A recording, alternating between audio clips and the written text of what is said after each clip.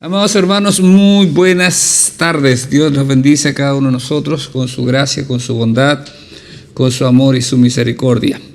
Vamos a compartir esta tarde una vez más la palabra del Señor. Estamos ya ahora en Primera de Tesalonicenses. Ahí estuvimos la semana pasada y voy a leerles desde el verso 5 en adelante, el capítulo 1. Pues nuestro evangelio no llegó a vosotros en palabras solamente, sino también en poder, en el Espíritu Santo y en plena certidumbre, como bien sabéis, cuál fuimos entre vosotros por amor de vosotros. Y vosotros vinisteis a ser imitadores de nosotros y del Señor, recibiendo la palabra en medio de gran tribulación con gozo del Espíritu Santo, de tal manera que habéis sido ejemplo a todos los de Macedonia y de Acaya que han creído, porque partiendo de vosotros ha sido divulgada la palabra del Señor, no solo en Macedonia y Acaya, sino que también en todo lugar vuestra fe en Dios se ha extendido, de modo que nosotros no tenemos necesidad de hablar nada. Porque ellos mismos cuentan que de nosotros la manera en que nos recibisteis y cómo os convertisteis de los ídolos a Dios, para servir al Dios vivo y verdadero y esperar de los cielos a su Hijo, al cual resucitó de los muertos, a Jesús, quien nos libra de la ira venidera. Amén, oremos. Padre bueno, gracias por estar aquí. Honramos tu nombre, confesamos tu gloria maravillosa y suplicamos tu presencia para poder entrar a esta palabra, poder aprender, crecer, avanzar, ser animado, estimulado, desafiado o corregido, Dios, en todo. Te amamos y te adoramos en el nombre de Jesús. Amén y amén. La semana pasada estuvimos hablando, introduciendo un poco esta carta del apóstol Pablo a los tesalonicenses, y una cosa que me llamaba profundamente la atención es recordar que solamente Pablo estuvo 3 semanas en Tesalónica y ahí plantó la iglesia, ahí plantó la palabra, implantó el evangelio, y después de 3 meses aproximadamente Pablo escribe esta carta después de recibir noticias estando en Corinto, si no me equivoco, y él habla, ¿verdad?, de que se acuerda, da gracias por la obra de fe, del trabajo del amor y de la constancia y la esperanza que ellos tenían. Entonces era una iglesia que cada día se estaba fortaleciendo, animando e inspirando. Y lo que vamos a ver ahora nos va a dar quizás la razón de por qué está establecido así. Entonces el verso 5 dice, pues nuestro evangelio, el único evangelio obviamente que existe, no hay otro evangelio diferente, pero el evangelio que está predicando el apóstol Pablo dice, no llegó a ustedes en palabras solamente. El evangelio obviamente son palabras. Es obviamente que las palabras son las que fluyen y comunicamos la verdad del reino de Dios. Estas alegres buenas de salvación llegan a través de palabras, ¿verdad? Pero Pablo dice, no llegó a vosotros solamente en palabras, sino que las palabras fueron acompañadas en poder. En poder. Un estudioso por ahí decía, hermanos, que cuando dice que esta palabra, ¿no es cierto?, en poder no significa, ¿no es cierto?, no es igual con dunamis, que es la palabra plural que significa milagros, ¿no es cierto?, sino que es dunamis, donde hay poder, hay autoridad. El evangelio, hermano, es poder de Dios, confesó Pablo en el libro de Romanos, y es poder de Dios, y creo que el milagro más grande que Dios produce es la conversión, la transformación de las personas.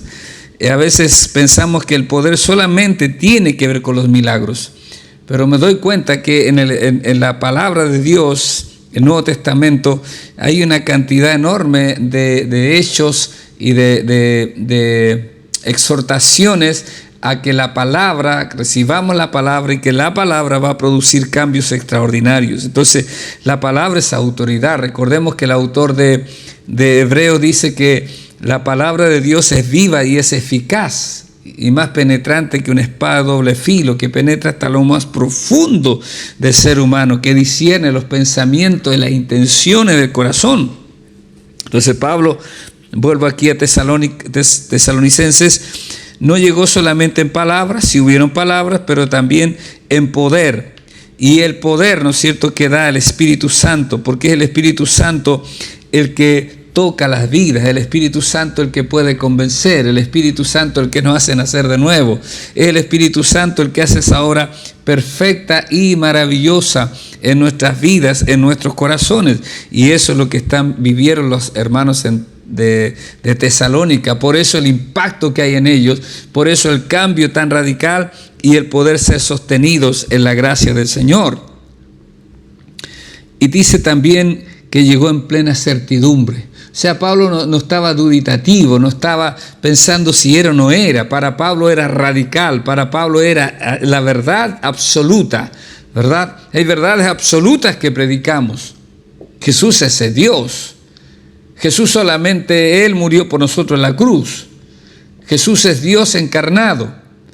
Creemos, ¿verdad?, que el único mediador entre Dios y los hombres, Jesucristo hombre, que no hay otro camino, no hay otra verdad, no hay otra vida, no hay otra forma de llegar al Padre, sino sea a través de Cristo Jesús nuestro Señor. Entonces, plena certidumbre de fe, plena certidumbre, eso es lo que tiene Pablo, pleno convencimiento, una actitud firme, sólida de declarar lo que es el Evangelio. Así debemos caminar los cristianos, así debemos predicar, con plena certidumbre. Ahora Pablo dice, como bien sabéis, cuál fuimos entre vosotros por amor de vosotros. Recuerde que esta no es una experiencia de largo caminar. Esta es una experiencia solamente de menos de un mes de conocerse Pablo y los tesalonicenses. Pero ahí hay amor, ¿no es cierto? Pablo estaba lleno de amor, porque toda obra de Dios, toda obra que hagamos nosotros los cristianos, tiene que ser motivada por el amor. Si no es motivada por el amor, no sirve. Si no es motivada por el amor, no nos alcanza. Por eso debemos nosotros entender esa verdad constantemente también. Y dice que entonces Pablo llega a ellos con la palabra, en poder, en el Espíritu Santo, en plena certidumbre. Y llenos de amor, porque la marca distintiva de los cristianos es, hermano, la capacidad de amar que podamos tener. El verso 6 saca los ojos de ellos, los mensajeros, y la pone, ¿no es cierto?, en los receptores, o sea, los tesalonicenses. Y ustedes vinieron a ser imitadores de nosotros y del Señor. ¿Cómo es eso? Bueno, siempre necesitamos a gente que imitar. Nuestro máximo ejemplo es Jesús. A Él imitamos, por eso somos discípulos del Señor. Ahora nos dice cómo fue esto que ellos se convirtieron en imitadores de Pablo, de Sila y Timoteo, y cómo son imitadores del Señor, porque recibieron la palabra en medio de gran tribulación. O sea, recibieron la palabra con conflicto, con dificultades. Recordemos que, hermanos, está ahí Pablo, y Pablo echado fuera, y lo persiguen y tiene que salir arrancando de Tesalónica. Y no solamente él, sino que después la dificultad continuó, la iglesia. Recordemos siempre, hermanos, que Jesús dijo, en el mundo tendrán aflicción, pero confía, yo he vencido al mundo. Pablo lo declara a Timoteo, ¿verdad?, cuando le dice, todo aquel que quiere vivir piadosamente en Cristo Jesús padecerá persecución. Nosotros caminábamos por un camino ancho, sin problema. La gente nos aplaudía nuestras maldades, aplaudía lo malo que hacíamos, estaban de acuerdo con lo malo que podíamos hacer. Pero nos convertimos a Cristo y quizás de nuestra propia familia hubo impedimento, hubo dificultad, hubo conflicto. Nuestros amigos, algunos tuvimos que perder amigos para continuar caminando en Cristo, para continuar caminando en el Señor, recibiendo la palabra en medio de gran tribulación. Mire, dice gran tribulación, o sea, no es una pruebita pequeña, es una prueba fuerte. Es algo poderoso, ¿verdad? Y donde los cristianos tenemos que saber, hermanos, que convertirnos a Cristo a veces trae sus dificultades. Caminar con Cristo trae algunas dificultades. Recuerdo la hermana Iris Carvajal, que cuando recién se convirtió al Señor tenía un próspero negocio, pero ella era muy recurrente al tema de la brujería, de la hechicería, ¿verdad? No que ella practicara, sino que iba a esa gente para buscar alivio de sus situaciones. Y pronto, después de que se convirtió, su negocio ardió y se quemó todo, absolutamente todo, su casa, todo. Una persona le dice, ¿vas a seguir yendo a la iglesia? Y ella dice, ¿por qué no lo voy a hacer si Dios es bueno? Y bueno, nuestra hermana todavía persevera con nosotros para la gloria de Dios. Eso es maravilloso. Pero hay gente que al menor atisbo de problema, de dificultad, vuelven atrás. Pero nos hace bien escuchar esto. Porque los hermanos de Tesalónica, hermanos, no se les predicó, oiga, venga y le va a ir súper bien. Venga y le va a cambiar su economía, venga y le va a cambiar su salud. No, ellos sabían que habían dificultades, pero que en medio de la dificultad, ellos tuvieron gozo del Espíritu Santo. Gozo del Espíritu Santo. Pablo y Silas, antes de llegar a Tesalónica, estuvieron en Filipos, la primera ciudad europea. ¿Recuerdan ese texto? Capítulo 16 del libro de Hechos. Cuando llega a Tesalónica, el 17. Y en Filipos, Pablo y Silas son, cuando hay una cura milagrosa y obra extraordinaria, ¿verdad? Hay una liberación de una muchacha, pero sin embargo, hermanos, ellos sufren y son golpeados, son azotados, son puestos en el calabozo de más adentro, son puestos en un cepo, inmovilizados totalmente. Pero Pablo y Silas cantaban a Dios esa noche. O sea, Pablo y Silas sabían lo que significaba eso.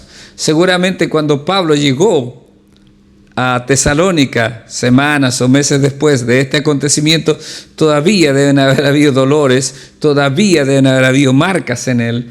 Y la gente le va a preguntar, ¿qué le pasó? ¿Qué le ocurrió? ¿Qué le sucedió ahí a usted? Seguramente Pablo dice, bueno, por causa del Evangelio, por haber liberado a una muchacha esclava de Satanás, vino todo esto sobre nuestras vidas, vino esto sobre nuestro ser. Hermanos, es así como Pablo, ¿no es cierto?, entró a este lugar, ¿ya? Entonces, estos hermanos recibieron la palabra en medio de gran tribulación, pero con gozo del Espíritu Santo, ¿ya? Cuando los cristianos tesalonicenses se enfrentaron a aflicción al recibir la palabra, no le enfrentaron simplemente con un resignado fatalismo. ¿Qué le vamos a hacer? El mundo es malo. Lo enfrentaron con gozo del Espíritu Santo. El gozo del Espíritu Santo no está sujeto a las circunstancias que podamos vivir, sino que nuestras circunstancias tienen que estar sujetas al poder de Dios. Amén. Muy bien, pero mire lo que dice. Recuerde, por favor, mantenga siempre esto. Está hablando de gente que estuvo solamente 3 semanas expuesto a la palabra. Solamente 3 semanas expuesto a la palabra del apóstol. No sabemos cómo se siguió sustentando la iglesia después, pero 3 semanas estuvo el apóstol.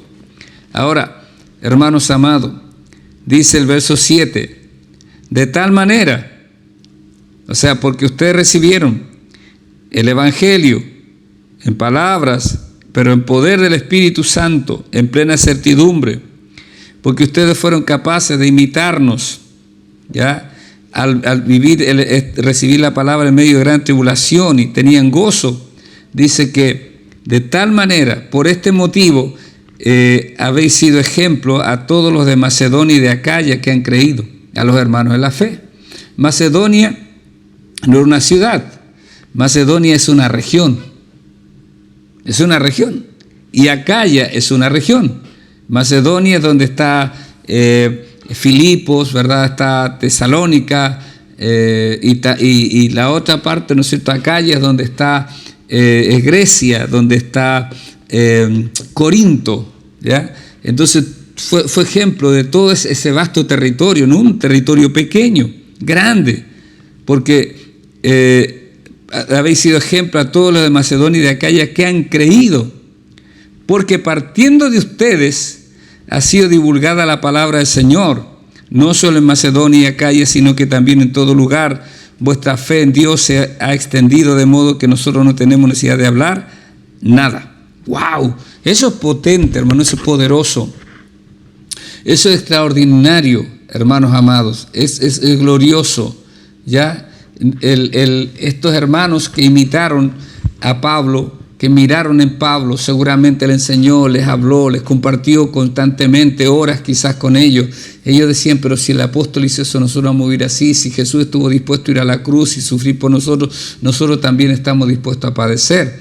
Entonces, se va el apóstol, pero la obra no cesa. Se ve el apóstol, pero el Espíritu Santo sigue presente, activo, moviéndose y guiando a esta iglesia pequeña, recién nacida, para que pueda permanecer. Y no solo eso, hermanos, sino que hay un impulso tan grande, tan poderoso, tan potente, que la palabra fluye, hermano, no solamente a los lugares vecinos, sino que trasciende, ¿verdad? Si nosotros hablamos de Quillota, no solo se escuchó en Boco, en San Pedro, sino en La Cruz, después en Calera, después en Melón, después en Hijuela, después en Yayay, en San Felipe, Los Andes, y para el otro lado, todo lugar empieza a correr esta palabra que decía que los tesalonicenses habían encontrado, o Dios los había encontrado y los había tocado poderosamente. Aquí también hay algo muy interesante, hermanos amados, en relación a esta parte humana,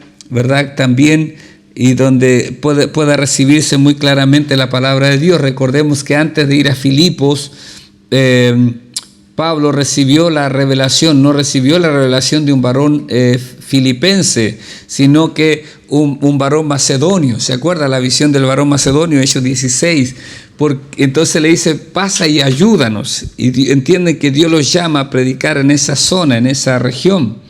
Y cuando llegan a Tesalónica, Pablo sabía, hermanos, que ese lugar era un lugar pero precioso, perfecto. ¿Por qué era perfecto?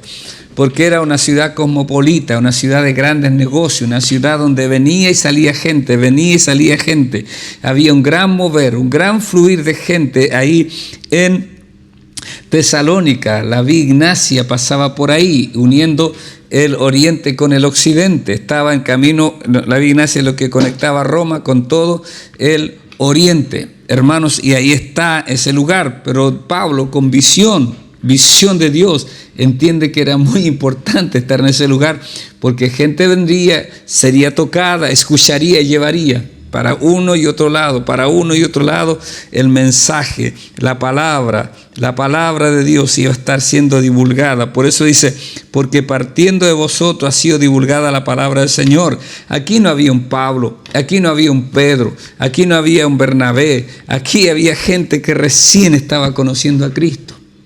Porque, hermano, para predicar al Señor, para hablar de Cristo, no necesitamos tener un seminario ni un doctorado en algo. Necesitamos tener un encuentro personal con Jesús. Aquel que ha tenido un encuentro personal con Jesús puede llevar las buenas nuevas.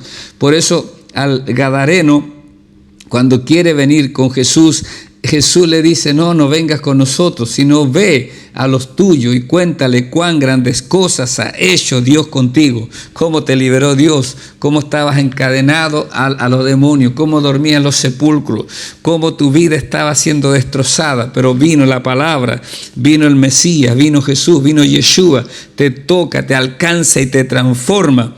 Eso cuéntale a la gente, porque partiendo de vosotros ha sido divulgada la palabra del Señor, no solo en Macedonia y Acaya, sino que también en todo lugar, o sea, más allá de Macedonia y de Acaya. Vuestra fe en Dios se ha extendido, o sea, decían, están creyendo, de modo que nosotros no tenemos necesidad de hablar nada. Esta gente de Tesalónica están dejando cesante al apóstol Pablo. Están dejando sin pega al apóstol Pablo y sus ayudantes. Está diciendo, aquí tenemos esta experiencia y estamos haciéndola conocida. Hermanos, qué poderoso es eso, porque ellos mismos, la gente, cuentan de nosotros, la manera en que nos recibisteis. ¿Ya? Se abrieron el corazón, esta gente abrió el corazón, como abrieron a la palabra del apóstol. El apóstol iba ahí con ellos.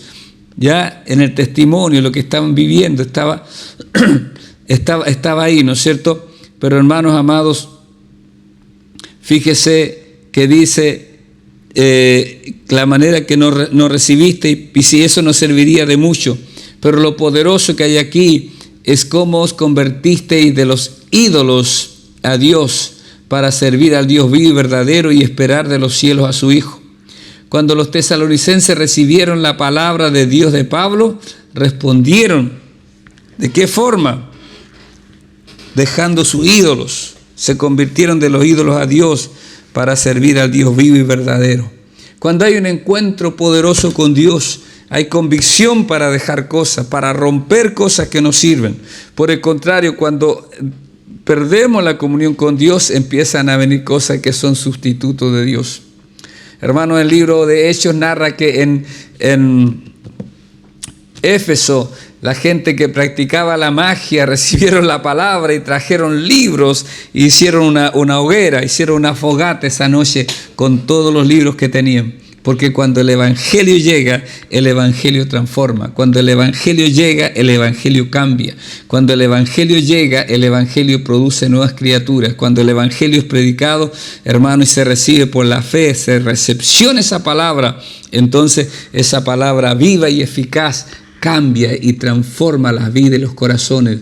De tal forma, hermanos amados, que el ladrón ya no hurta más, sino que ahora trabaja haciendo lo que sea bueno. Y cuando recibe su dinero, no solamente ofrenda, sino que ahora esa persona da al que tiene necesidad. Es cambio totalmente poderoso y radical en el poder de Dios. En el poder de Dios, porque ellos mismos cuentan de nosotros la manera en que nos recibisteis, pero lo más importante, creo yo, es cómo os convertisteis de los ídolos a Dios. ¿Para qué? Para servir al Dios vivo y verdadero. Cuando Dios los salva a una persona, los salva, hermano, no para que viva para sí, dice Pablo en 1 Corintios capítulo 5, verso 15, para que los que viven ya no vivan para sí, sino para aquel que murió y resucitó por ello. Porque hay muchos cristianos que no le encuentran sabor a la vida cristiana porque siguen sirviéndose a sí mismos. Siguen viviendo para servirse a sus propios deleites, hermanos. Pero cuando dejamos eso, dejamos la idolatría, dejamos lo que le quita el lugar a Dios, entonces nosotros vivimos intensamente para la gloria de Dios, para la gloria del Señor. Gloria al Señor, amén. ¿Y qué más dice Pablo acá? Para servir al Dios vivo y verdadero. No hay otro Dios, ¿no es cierto?, que esté vivo y verdadero. Y esperar de los cielos a su Hijo, al cual resucitó de los muertos, a Jesús, quien nos libra de la ira venidera. Cuando el Evangelio llega aquí a los tesalonicenses, donde llegue el Evangelio, hermanos amados, va a traer algo que se llama esperanza. La esperanza es el retorno de Cristo por nosotros. Para eso resucitó entre los muertos. Para eso dice que era necesario que Él se fuera, porque si Él se iba, volvería por nosotros. Juan capítulo 14. Y esperar de los cielos a su Hijo, al cual resucitó de los muertos, a Jesús. Y mire qué hace Jesús. Dice que Jesús es quien nos libra de la ira venidera. El mundo está reservado, hermano, para la ira de Dios, que se va a manifestar en una parte, ¿no es cierto?, de la gran tribulación, o al final de la eternidad, cuando todo sea echado, ¿no es cierto?, al lago de fuego y azufre, donde ahí será el sufrir, el llorar, el quebrantamiento más terrible que una persona pudiera vivir o experimentar. Eso está dado así. Pero Jesús fue dado. Por eso el Evangelio es buena nueva de salvación. Hoy día no se habla mucho de infierno. Hoy día no se habla mucho de castigo. Hoy día no está de moda eso. Pero hermanos, Dios no vive por moda. Dios vive o no vive Dios, ¿verdad? Sino que Él se mueve conforme lo que Él ha dictado, lo que Él ha dicho, lo que Él ha determinado que suceda. Y está determinado para los hombres que mueran una sola vez y después de esto el juicio. Ahora, para no caer en ese juicio condenatorio, una persona necesita a Cristo. Ahora, y para eso estamos los cristianos. ¿Para qué, pastor? Estamos para vivir conforme a los tesalonicenses, para que, hermanos amados, pueda haber obras de fe en nosotros. Dios nos puso para buenas obras, para que haya trabajo de amor y para que haya constancia en la esperanza. Porque si Dios nos tocó nuestras vidas, nuestro corazón, hermano, usted tiene un tremendo potencial en su vida. Todo aquel que ha sido mudado, todo aquel que ha sido cambiado, todo aquel que ha nacido de nuevo puede decir: Dios está vivo en mi corazón. Dios me cambió, Dios me transformó, Dios me hizo una nueva criatura, Dios ha hecho algo totalmente nuevo en mí. Y si usted es esa persona, quiero decirle que usted puede inundar con esa fe su familia en primer lugar, el barrio donde vive, nuestra ciudad y, ¿por qué no, nuestra nación? Y, ¿por qué no, nuestro mundo entero? Partiendo de alguien. Yo creo que Dios es grande y poderoso. Yo creo que Dios, hermano, como ocurrió en los inicios de nuestra congregación acá en Quillota, cuando Dios tocó gente que era de la droga y cómo fueron transformados y cambiados, hermanos amados, sin pastillas, sin ayuda médica, sin psicólogo, sin centro de rehabilitación. El poder de Dios, el poder de Dios, el poder de Dios, y el poder de Dios está presente para nosotros, está ahí a las puertas, para que nos cambie, para que nos transforme y podamos nosotros también decirle al mundo que en Cristo Jesús todo puede ser diferente, que en Cristo Jesús todo puede ser cambiado y transformado para la gloria de Dios. Amén, gloria al Señor. Damos gracias a Dios por este testimonio maravilloso de la iglesia de los tesalonicenses. Recuerde, ellos no tenían tantos mensajes como usted tiene, no tenían tantos estudios bíblicos como usted tiene. No tenían de eso, hermano, pero tenía una fe sencilla que empezó a avanzar, e ir de un lado a otro, ganando mucha gente para Cristo, de tal manera que el apóstol Pablo decía: ellos ya me hicieron la pega, estoy cesante, ya no tengo mucho que hacer alrededor de este lugar. Gloria al Señor, amén, gloria a Dios, gloria al Señor. Padre querido, gracias por poder compartir estos minutos con mis hermanos. Gracias porque tú eres tan bueno, Señor. Gracias porque tú eres fiel y verdadero. Esperamos de los cielos, Señor, a tu Hijo. Padre Santo, esperamos que pueda venir pronto por nosotros. Esperamos que pronto Dios pueda venir por nuestras vidas, nuestros corazones. Pero mientras viene, queremos vivir conforme el Evangelio, Señor, que es poder de Dios para salvación. Queremos que la fe que ha hecho morar en nuestros corazones se divulgue más y más y la gente pueda convertirse, no solamente porque hablamos de ti, sino porque te ven a ti en nuestras vidas, en nuestra familia, en nuestro matrimonio, en todo nuestro andar, en nuestro negocio, en nuestros trabajos, se vea que somos hijos de Dios. Te amamos, querido Rey, te exaltamos en el nombre de Jesús. Amén y amén.